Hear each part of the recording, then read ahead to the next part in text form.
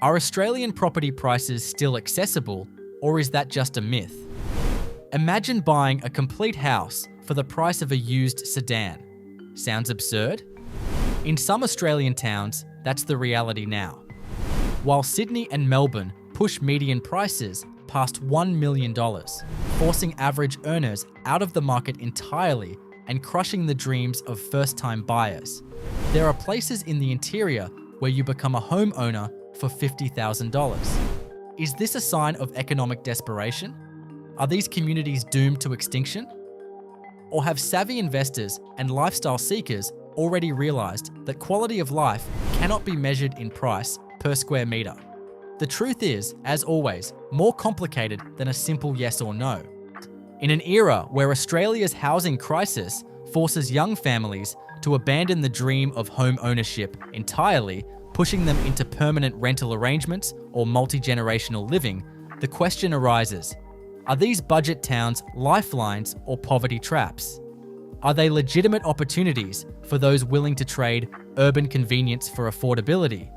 Or are they economic dead zones where your investment slowly evaporates?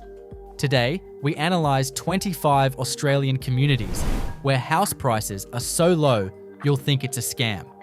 We provide concrete numbers, discuss the hidden risks, examine the infrastructure realities, and show why some of these places actually represent genuine opportunity while others could drive you into financial trouble. Or welcome to an honest assessment of the Australian property market beyond the coastal metropolises, where the real estate industry doesn't want you to look. If you appreciate analysis that puts facts over glossy brochures, subscribe to our channel now and activate the notification bell. A like supports our independent work. Let's dive into the reality that real estate agents won't show you. The price reality. Why some places sit below $100,000. To understand why houses in some Australian communities are practically given away, we need to talk about economic geography and demographic shift in the context of Australia's mining boom and bust cycle. A house in Andamuka, South Australia, costs a median of $39,000. That's not a typo, but a house alone doesn't make a livable life. These communities often have no supermarkets within 100 kilometres, barely any medical care beyond a visiting doctor once a week, and jobs exist only in mining or not at all. We need to be honest here. Australia has, after the mining boom of the 2000s ended abruptly around 2014, left many communities behind that lost their economic foundation overnight. Towns that were built to house thousands of workers suddenly found themselves with empty streets and plummeting property values. A cheap house in these locations is bait born of desperation, built to attract people who should stay, but often cannot, because the economic reality makes long-term residence impossible. For the tasks of normal life, education for children beyond primary school, access to healthcare that goes beyond emergency treatment, and employment opportunities that don't require working fly-in, fly-out arrangements, many of these places would be strategic nonsense for families. But this realism has a flip side. The complete abandonment of these regions leads to entire stretches of land becoming desolate, infrastructure crumbling from lack of maintenance, and Australia's regional inequality continuing to grow at an alarming rate. The coastal cities absorb all the growth while the interior slowly empties. The outback pioneers, Andamuka, Coober Pedy, Lightning Ridge. Let's start with the most extreme examples. Andamuka in South Australia is an opal mining town with median prices around $39,000. The houses are often corrugated iron shacks or underground dugouts built to escape the scorching heat. The community has just under 400 residents, no paved roads, and water is delivered by tanker truck. People live here because they're mining opals or because they've fled civilization. This is not a place for families with children, but for people who interpret isolation as freedom. Coober Pedy, also in South Australia, is somewhat more civilized, but still brutally remote and challenging. Median prices sit around $75,000, half the population lives underground in hollowed-out hills to escape the heat that regularly reaches 50 degrees Celsius in summer. There's a supermarket, a school, and even an underground hotel. But the nearest major city is 900 kilometers away. Anyone buying here must cope with extreme isolation. Lightning Ridge in New South Wales is another opal town with prices around $65,000 for basic housing options. The community has about 2,000 residents and somewhat more infrastructure than Andamuka, but the economy depends completely on opal mining. When the mines are exhausted, Lightning Ridge will also become history. That's the unvarnished reality that buyers must understand. The mining towns in crisis: Moranbah, Dysart, Collinsville. Moranbah in Queensland was once a booming mining town where houses sold for $600,000. Today, the median sits at $120,000. Coal mining is shrinking, jobs are disappearing, and with them, the residents.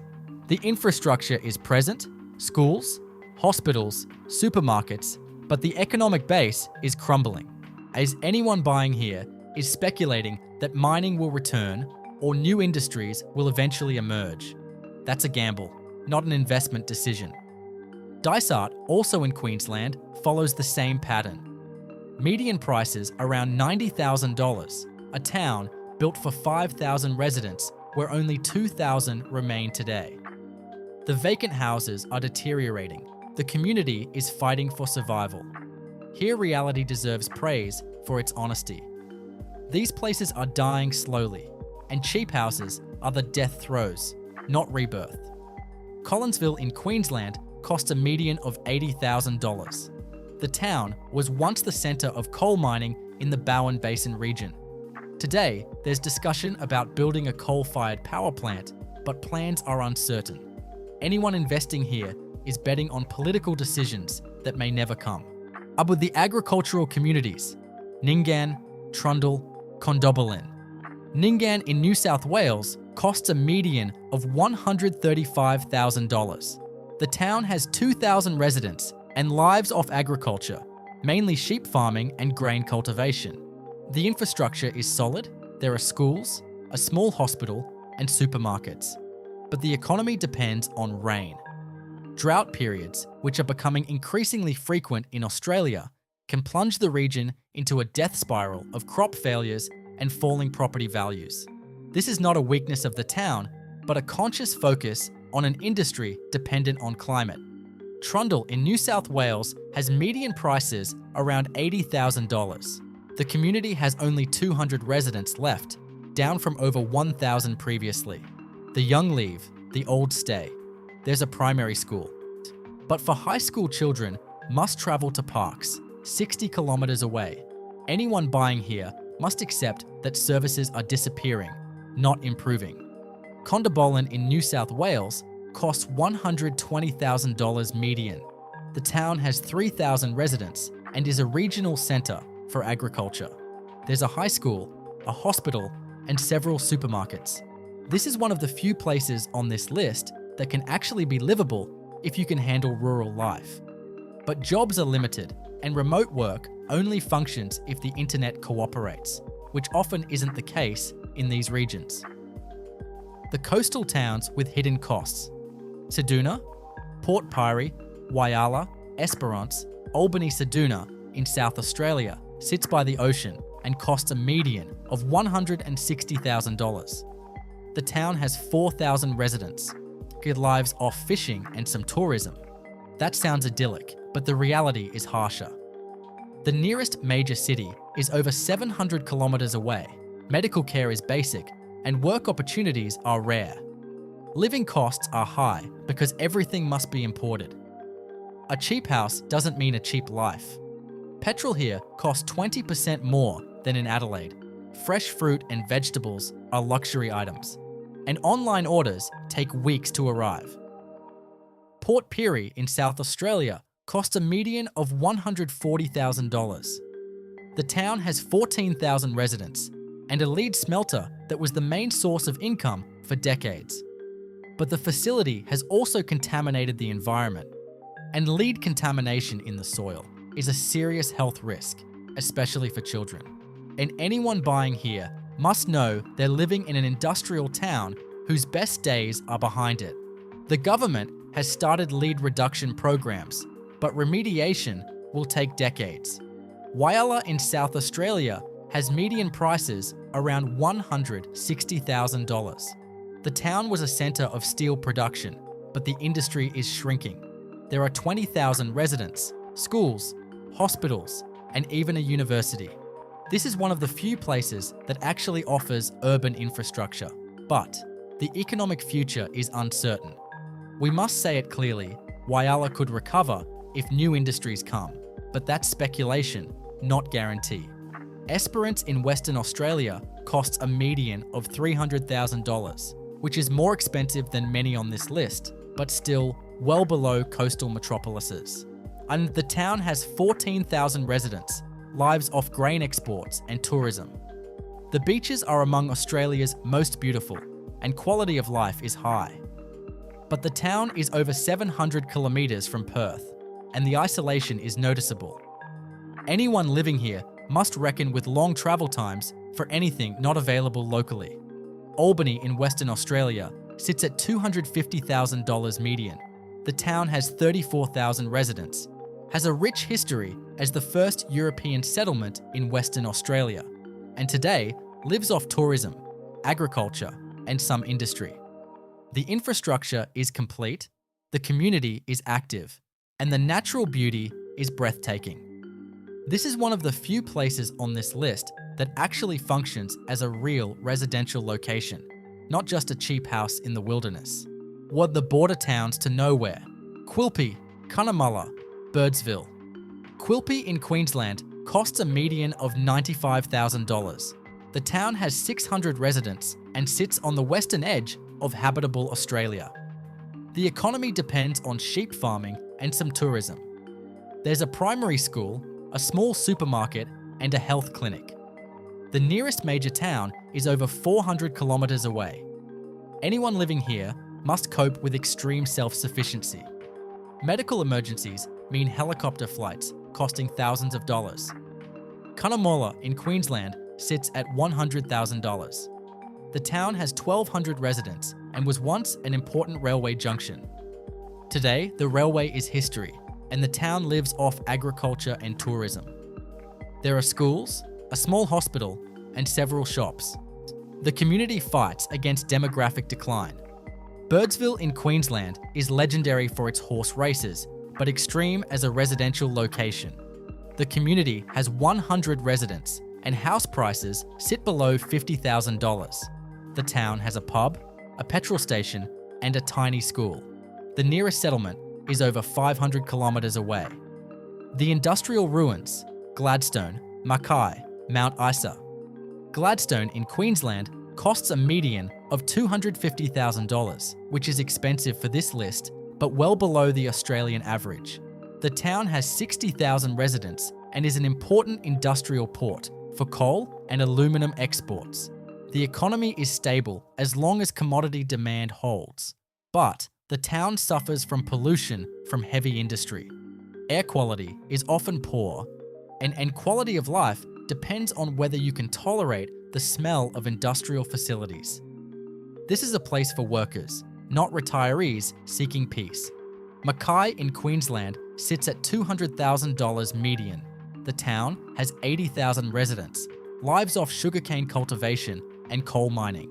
The infrastructure is complete. There are universities, hospitals, and an active cultural scene, but the economy is volatile, dependent on coal prices and sugar harvests. The town experienced a price surge to $500,000 during the mining boom. Then the market collapsed. Anyone buying today hopes for another boom, but that's speculation on global markets nobody controls. Mount Isa in Queensland costs a median of $140,000. The town has 20,000 residents and is the centre of copper and lead mining in the outback. The infrastructure is surprisingly good for such a remote town, with schools, hospitals, and even a cinema. But quality of life is severely impaired by pollution. The mines have blown heavy metals into the environment for decades, and health risks are real. The town struggles with high cancer rates and respiratory diseases. Anyone buying here must weigh health risks against economic advantages. The ghost towns on standby: Ravensthorpe, Kambalda, Leonora Ravensthorpe in Western Australia cost a median of $100,000. The town experienced a brief boom when a nickel mine opened. Then the mine closed and the population collapsed from 2,000 to 500. Today, it tries to survive through agriculture. But the region is dry and inhospitable. Houses are cheap because nobody wants to live there. Kambalda in Western Australia sits at $120,000. The town was once the centre of nickel mining, but the mines have seen their best years. The infrastructure is still there: schools, shops, but the population is dwindling. Anyone investing here hopes for rising nickel prices that make the mines profitable again. That's gambling on global commodity markets. Leonora in Western Australia costs $90,000 median. The town has about 400 residents, lives off gold mining, and is over 800 kilometres from the nearest major city. The isolation is extreme, the infrastructure minimalist.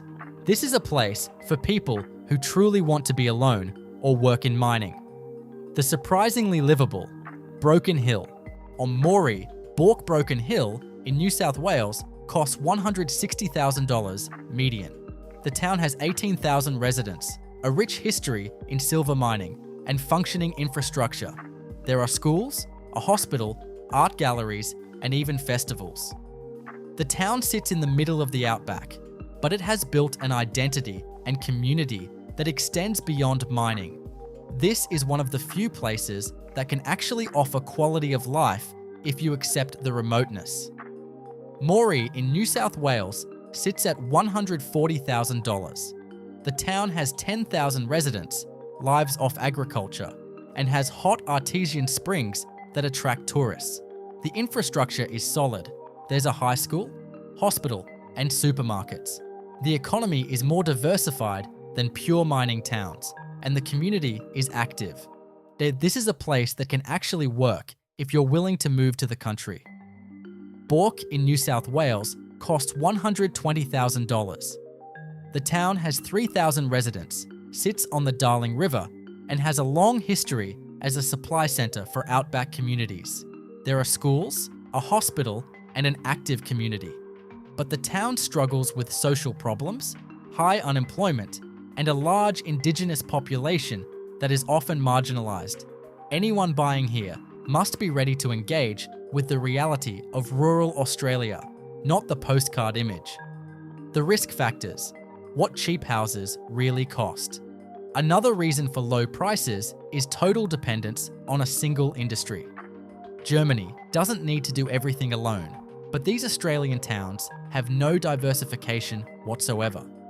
When mining collapses or agriculture is destroyed by drought, there's no plan B, no backup economy to cushion the blow. The strategy assumes you buy cheap and hope the economy recovers sometime in the future. That's economically risky and carries a serious danger: total value destruction. If you buy a house for $50,000 and the town dies over the next decade, you've lost $50,000, not invested it. You cannot sell because there are no buyers. You cannot rent because there are no tenants. The property becomes worthless. Add hidden costs that agents never mention during the sales pitch. Insurance premiums in remote areas are double what they are in cities because of higher fire risk, flood risk, and lack of emergency services. Transport costs for goods drive up living expenses significantly. A simple car repair can take weeks because parts must be ordered first and shipped hundreds of kilometers. Internet connection is often so slow that remote work becomes impossible, eliminating one of the few advantages that could make rural living viable in the modern economy. Children must be sent to boarding schools for secondary education, costing tens of thousands of dollars annually per child, a cost that quickly erases any savings from cheap housing. Medical care is rudimentary at best, Chronic illnesses require regular trips to larger cities that can be 6 to 8 hours away by car, and specialist appointments often require flying to capital cities. Emergency medical situations can be life-threatening simply because of distance to proper facilities. The solution, however, is not avoiding cheap houses, but intensified examination of economic fundamentals, demographic trends, and infrastructure. We must say it clearly, buying an Australian budget house without research would be a financial disaster. Communities already suffer from population decline and outdated infrastructure. Before you consider buying, you must do your homework. There's no point dreaming of country life when the nearest school is 100 kilometers away and the hospital only opens twice a week. The hidden winners, places with future potential. While many of these towns are doomed, some actually have potential. Broken Hill has built tourism and culture, with art galleries attracting international visitors and festivals generating income year-round. Smorey cleverly uses its hot springs to promote health tourism and has diversified agriculture not dependent on a single crop. Condobolin remains a stable agricultural centre with a community actively investing in its future. These places have something in common. They have diversified beyond the original economic sector and understood that a town needs more than one industry to survive. This is strategic thinking, focused on long-term sustainability rather than short-term profits. But we must also criticise. Most of these towns have their best days behind them, and the Australian government prefers investing in coastal cities over the interior. There are no large-scale programs to revitalise the outback, no infrastructure investments that could attract new industries. This is a weakness that in an emergency means your investment never gains value but slowly decays while the town around you dies. In summary, Australia has cheap houses because many communities no longer function economically. Our analysis shows that places like Broken Hill, Moree, and Condobolin can actually be livable if you accept rural isolation. This is not a trap, but a conscious life decision for people who prioritise peace and space over urban amenities. Australia has proven that cheap doesn't always mean bad, but buyers must understand these prices reflect economic contraction and demographic decline. But this only works if you invest substantial time in research and examine the community's sustainability. You must stop dreaming of bargains and start analysing fundamentals. Look at population trends and examine employment statistics and talk to actual residents about daily challenges. But what do you think? Are cheap Australian houses an opportunity for people tired of city life, or a financial trap for naive buyers who don't understand regional economics? Should investors bet on towns like Broken Hill that show genuine potential, or is Australia's interior fundamentally doomed to continued decline?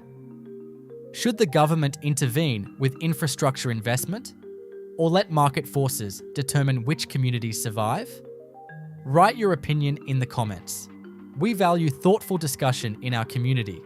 Don't forget to rate the video and subscribe to our channel to not miss honest analyses of the Australian property market. Thanks for watching. Stay vigilant with your investment decisions.